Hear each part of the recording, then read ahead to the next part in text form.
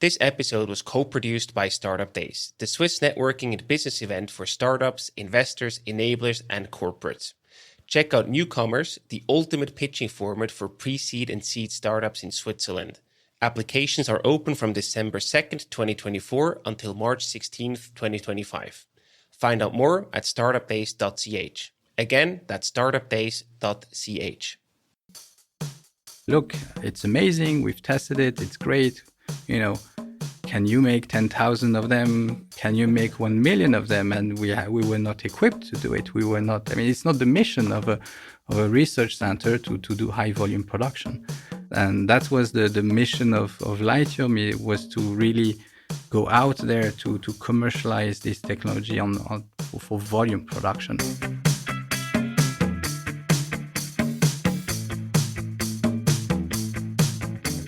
Welcome to the Swisspreneur Show, a podcast about startup stories and learnings from experienced entrepreneurs. If you enjoy listening to our show, make sure to follow the podcast and leave a rating. And now, here's your host, Sylvain.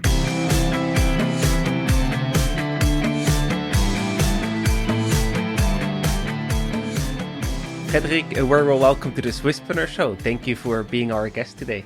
Thank you very much.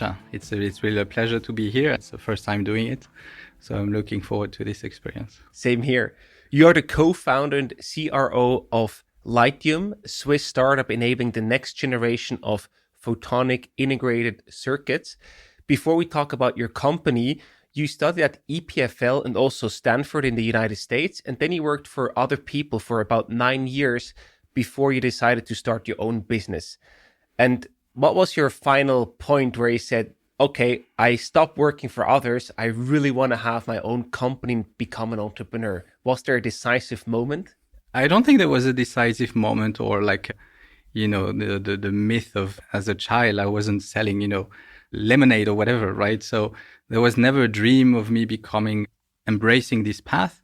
But I had a couple of times in my career where I had an idea. I had, let's say, an opportunity to do it, to make the jump, and I didn't do it.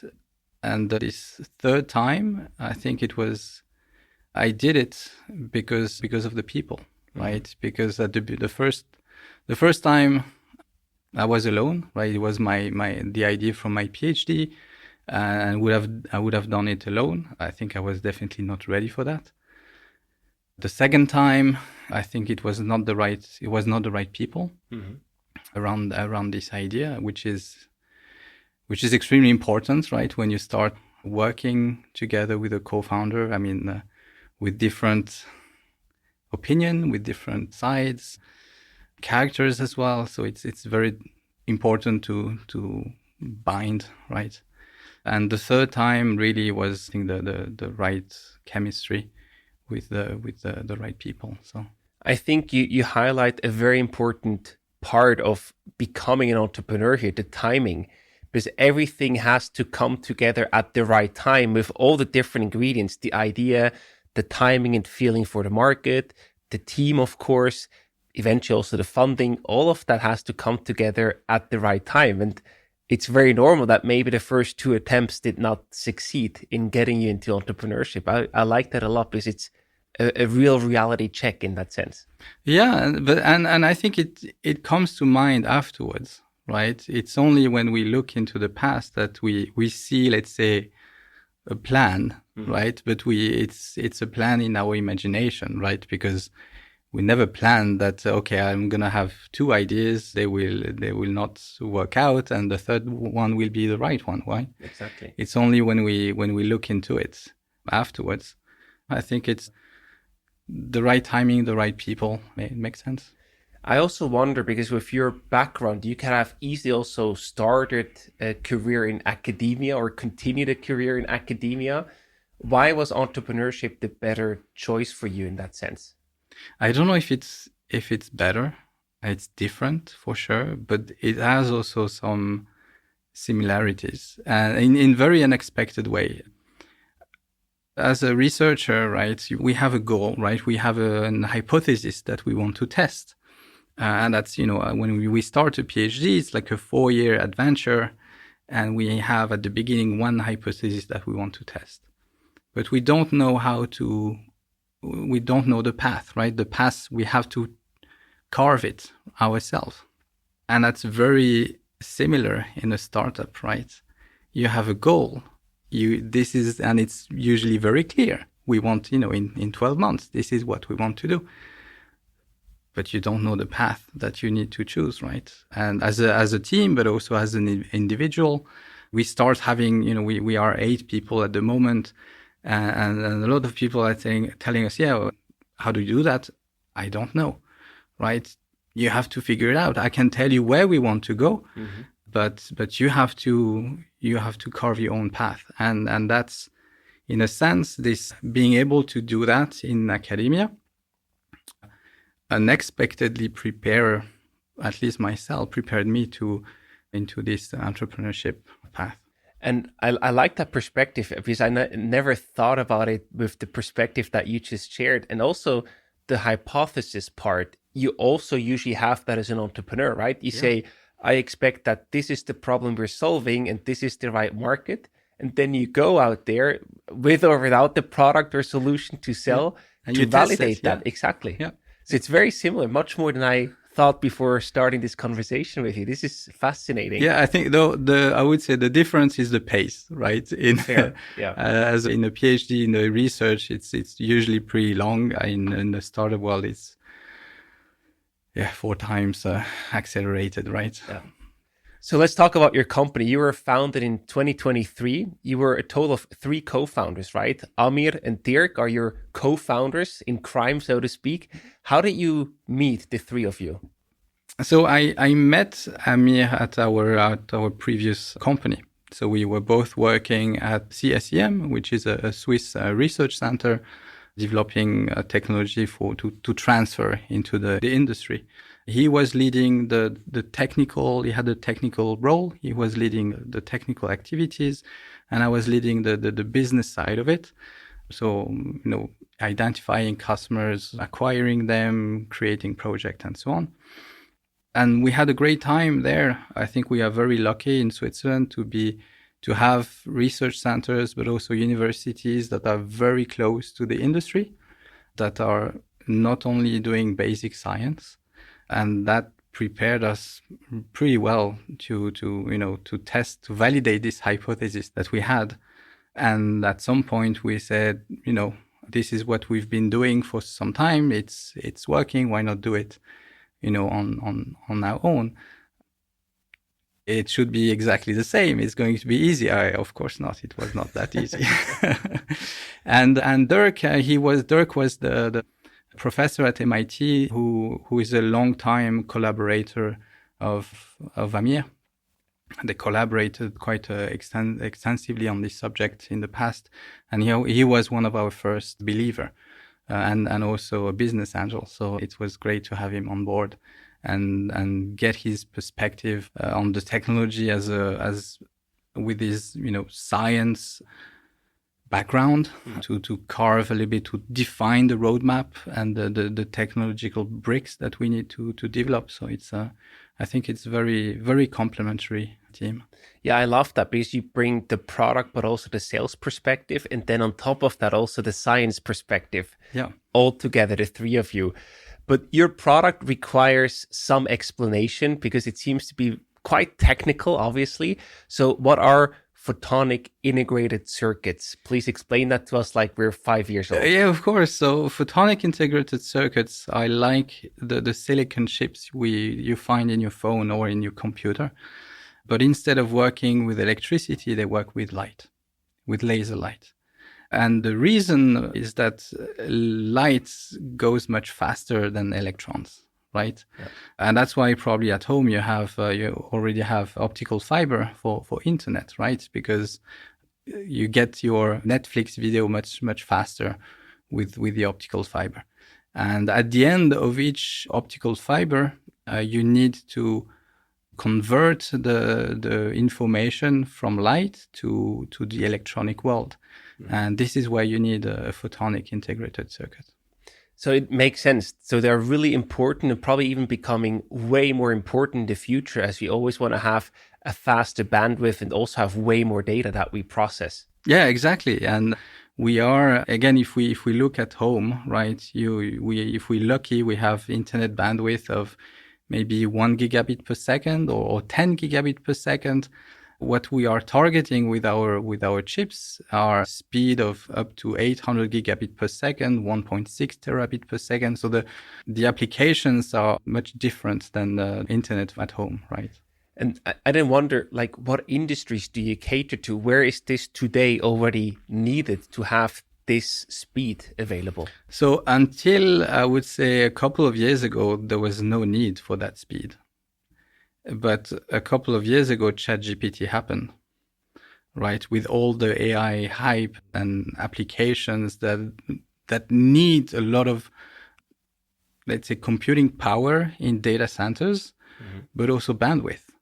And NVIDIA solved computing raw power by providing their GPUs to the data centers, but that doesn't solve the data transmission speed that needs to happen between those, servers rack, right, inside data centers.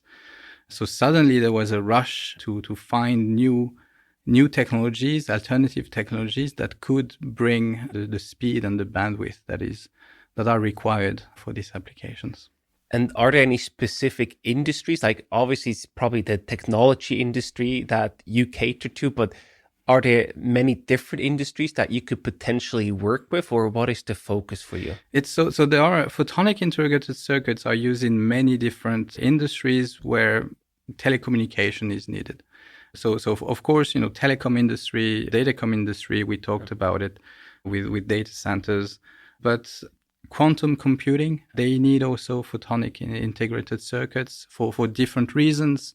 Space with satellites. I mean, we are launching thousands of satellites every year, and they need also to communicate faster and faster.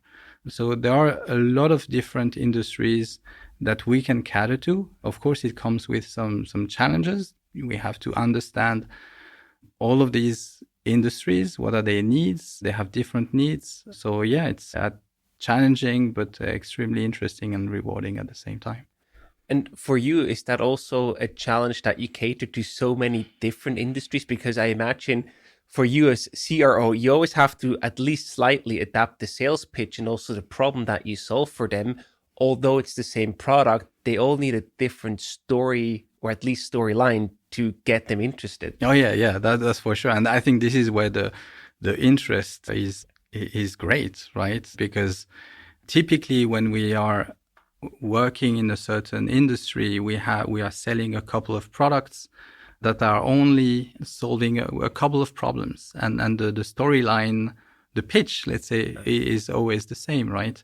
And here the pitch is completely different for each of these industries. So this is really extremely interesting to discuss with them, to understand their needs, and also to adapt our product to each of them. We are lucky enough that the product we have, what we are selling is a platform. It's like a box with lots of Lego pieces, right? Yeah.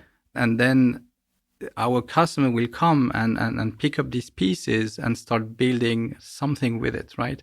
And one customer will build a pirate ship, and the other one will build a spaceship or a farm, right?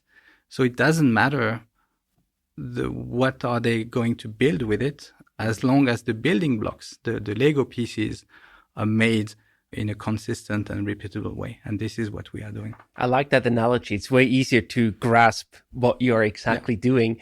And I wonder, how do you go about the validation of your idea? Because there was obviously the technological breakthrough that you identified and said, hey, there is some potential, but then you had to go out there and validate that with potential customers. How do you do that? Yeah, I think we were lucky, and we discussed before about research centers and university being very close to the industry and being exposed to the industry needs, and this is where we had the luck to being exposed to the market before we incorporated. So at this research center, we had discussions and interactions with customers We could ship some prototypes to them. And of course, as a research center or as a university, we are not built for high volume production. So we could only produce a handful of chips, of prototypes. But when this customer came back and say, look, it's amazing, we've tested it, it's great, can you make 10,000 of them? Can you make 1 million of them? And we were not equipped to do it. We were not. I mean, it's not the mission of a research center to do high volume production, and that was the mission of Lightium. It was to really go out there to commercialize this technology for volume production, and we already had the market validation before we started it. So that was really great. That's probably the strongest sign that you can have, the market pulling your product out there instead of you having to push it by saying, hey, can I order tens, hundreds, or even millions of your product? That's amazing. How did you feel when that happened? Were you really like, okay, now we really have to build a company around that huge opportunity? Yeah, you have it. But on the other side, it's about managing expectation. Right. Yeah. So as a CRO or, managing the business, it's always it's easier when people are coming in. Right. Of course.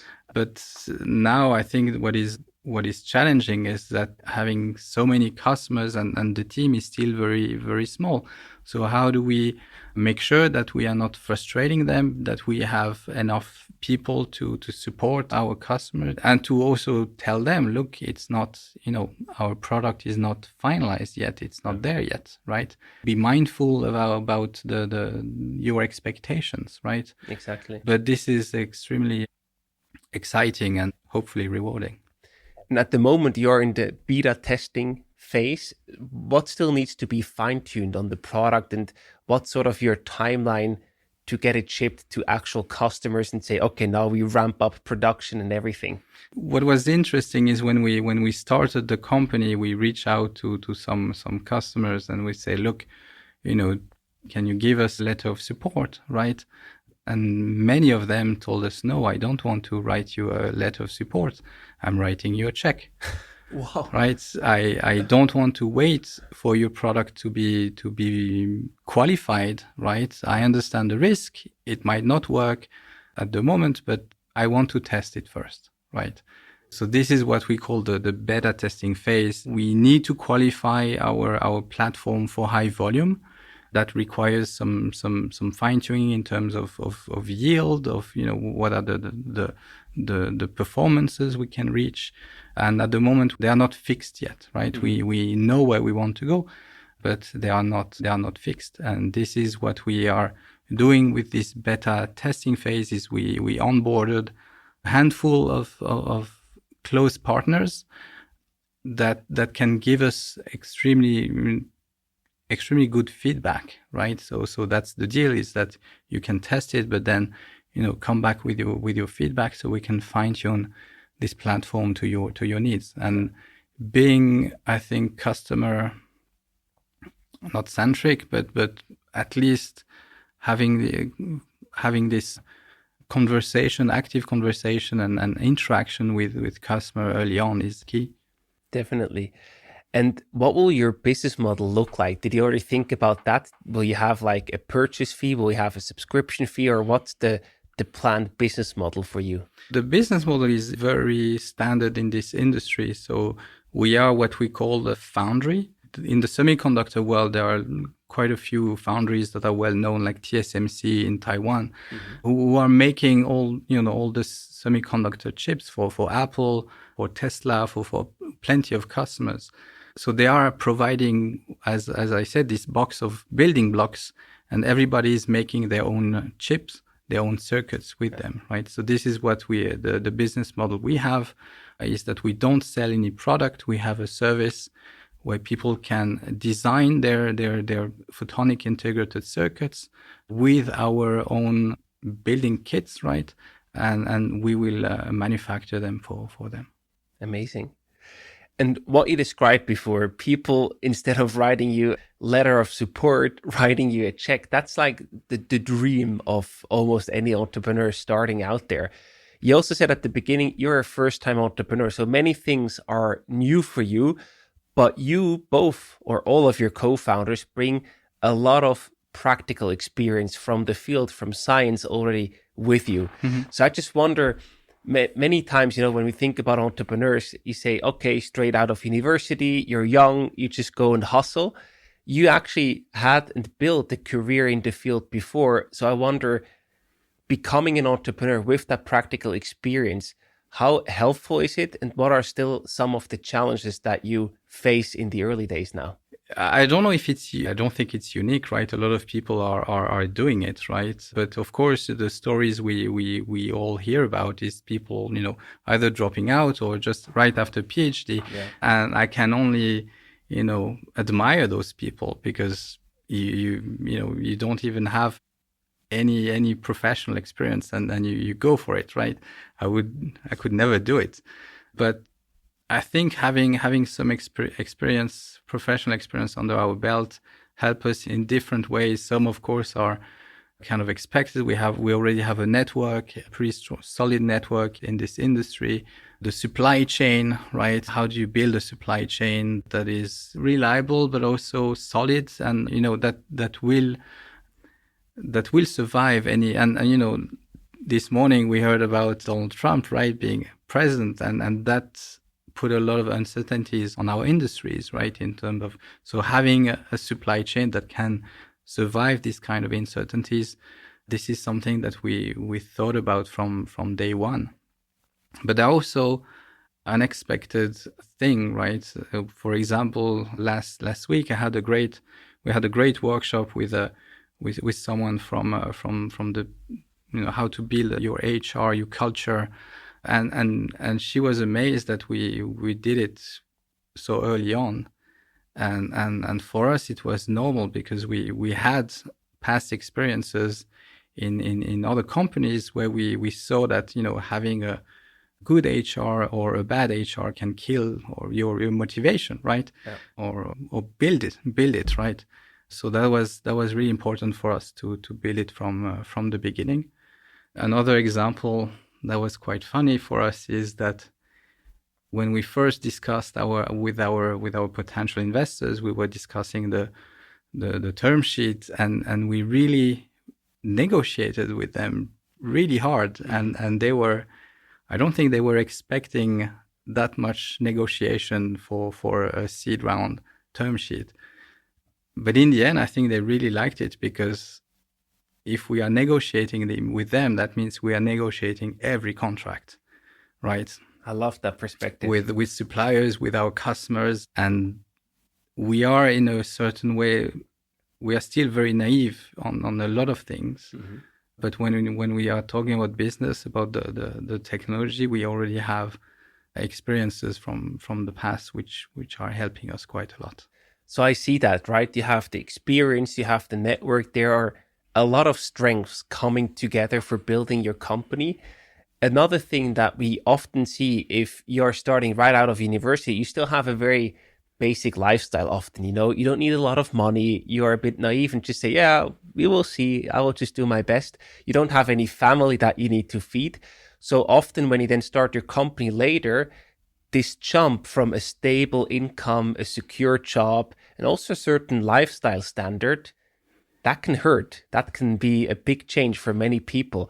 How was that for you? Because you did the jump, you did make that, that leap of faith, right? How was that for you? That, I can tell you there was a lot of discussions with my wife, right? Of course, it's a lot of unknown and risk that are probably not there when we start, at 25 after the university.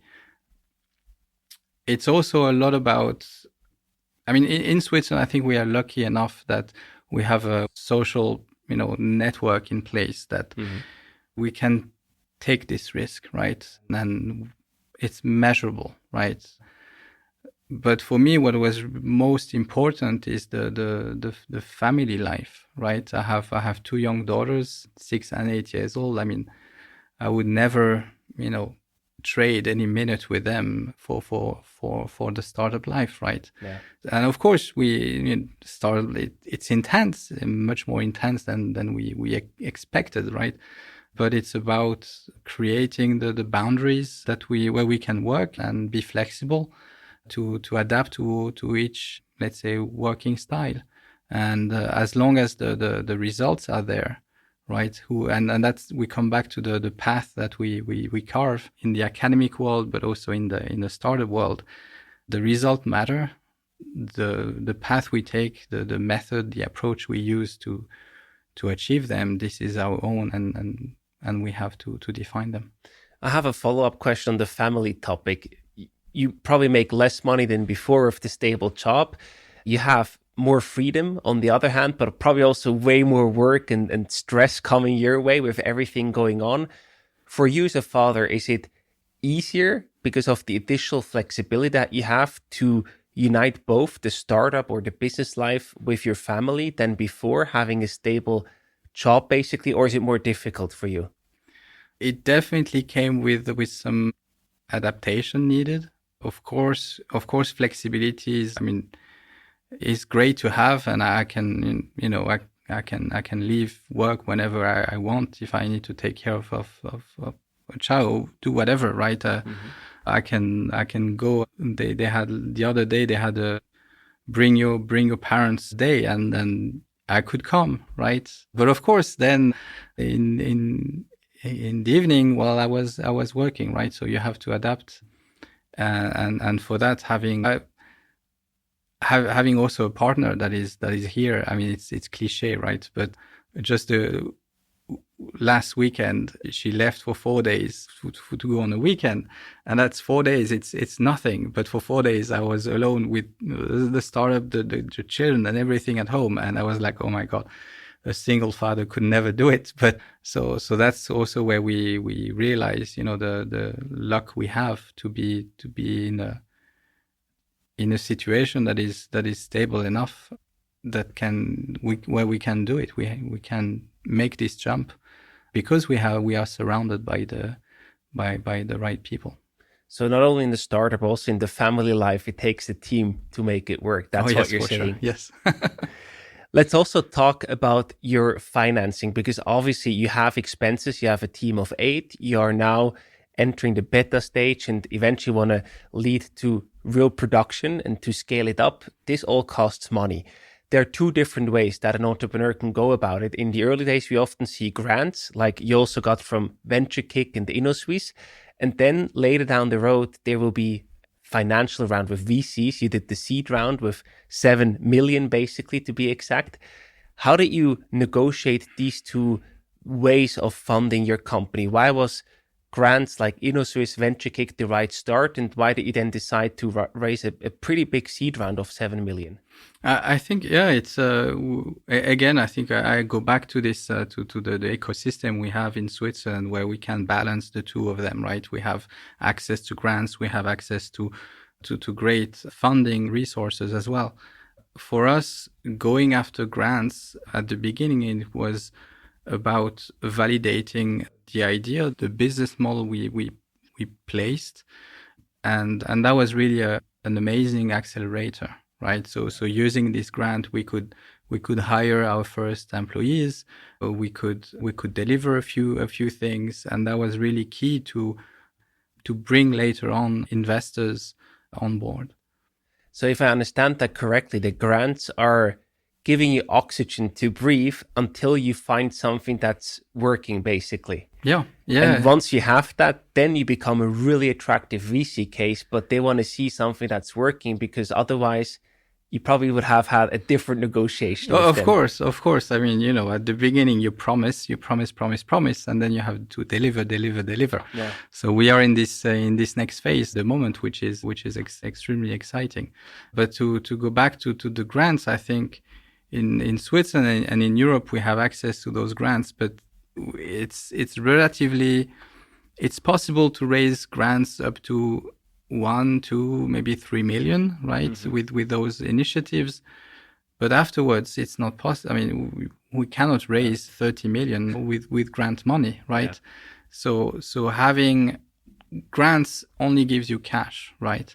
Investors bring their knowledge, their network as well.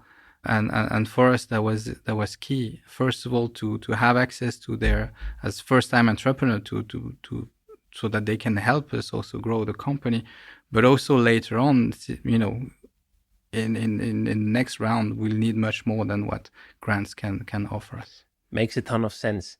And while 7 million is a seed round are a huge milestone to celebrate, it also increases the pressure, I imagine, because now this is real. The stakes are higher. There's more money involved.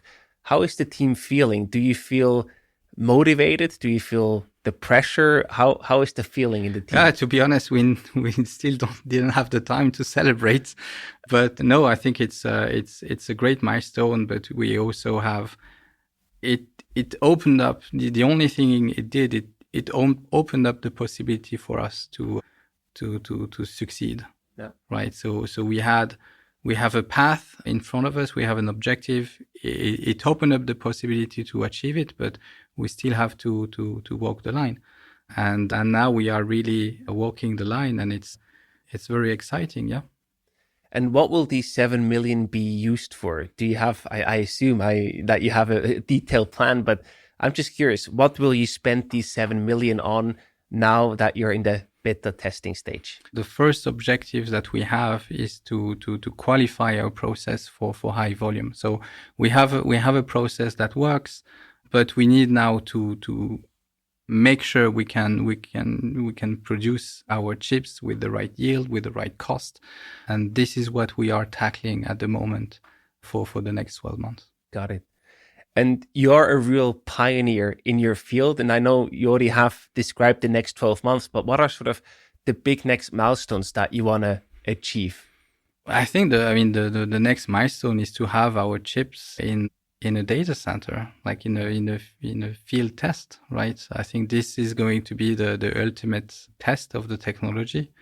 And I think this is, that's the ultimate, not challenge, but milestone that we have. Yes. That's really exciting. Yes. Wow. To wrap up the conversation today, Frédéric, we also have some rapid fire questions for you. I'm going to ask you a simple question. You have to answer in one sentence maximum. Okay. You ready? All right. Researcher or entrepreneur? Entrepreneur for the fast pace. I love that. What has entrepreneurship taught you so far? To never give up, and nothing is going to be perfect. Nice. And if you hadn't started Lightium, what would you be doing right now? Oh, I would probably still be working for this research center where, Yeah, you enjoyed it there. Yes, Yeah. definitely. And how much sleep did you get last night? 6 hours, which is more than usual. Yeah. And how do you usually recover after a heavy day of work? I think it's going to be boring, but just spending time with my daughters. I think this is. I think it's beautiful. You know, they are painting my nails. Nice. That's very real. What color are you wearing today? Nothing now, but The last question for you: Zurich, Lausanne, or Silicon Valley? Well, and now that we have this news about Trump, definitely Switzerland. But I would say Lausanne to study and Zurich to work. Fair enough. Frédéric, thank you so much for coming on the show. It's really exciting to see what you're building and to follow your journey. And I wish you the best of luck and all success for the future. Thank you, Sylvain. It was a pleasure.